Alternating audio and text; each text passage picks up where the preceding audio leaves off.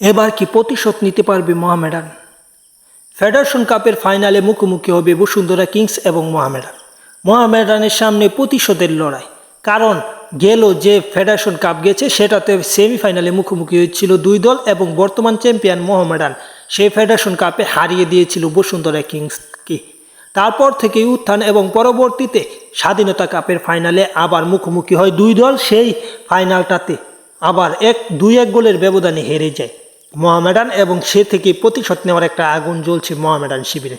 কিন্তু তার থেকে দুঃখের বা তার থেকে বড় সংবাদ যেটি, এবার লিগ চ্যাম্পিয়ন মানে বিপিএল এর চ্যাম্পিয়ন হয়েছে বসুন্ধরা কিংস এবং বর্তমান ফেডারেশন কাপের চ্যাম্পিয়ন মোহামেডান।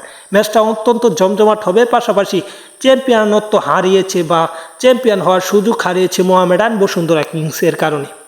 কারণ বসুন্ধরা কিংস যে ম্যাচে 3 ম্যাচ হাতে রেখে চ্যাম্পিয়ন হয়েছিল সেই ম্যাচটিতে হেরে যায় মোহামেডান এবং তারা একটুর জন্য অপরাজিত থেকে এবার মৌসুমটা শেষ করতে পারেনি, পাশাপাশি চ্যাম্পিয়ন হতে পারেনি। সেই ম্যাচটা যদি জিততে পারতো তাহলে হয়তো চ্যাম্পিয়ন হওয়ার সুযোগটা থাকতো এবং অপরাজিত থাকার একটা রেকর্ড থাকতো, তাও করতে পারলো না।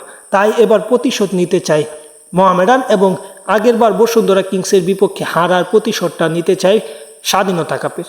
সব কিছু মিলে একটি জমজমাট লড়াই হবে এবং এই লড়াইয়ে প্রথমে সেমিফাইনালে আবাহনীকে হারায় বসুন্ধরা কিংস কালকে এবং সেই ম্যাচটি হারানোর মাধ্যমে মানে আগের দিনকার ম্যাচ সেটি হারানোর মাধ্যমে ফাইনালে উঠে বসুন্ধরা কিংস এবং আবাহনী হারলেও মোহামেডান ঠিকই জয়লাভ করে।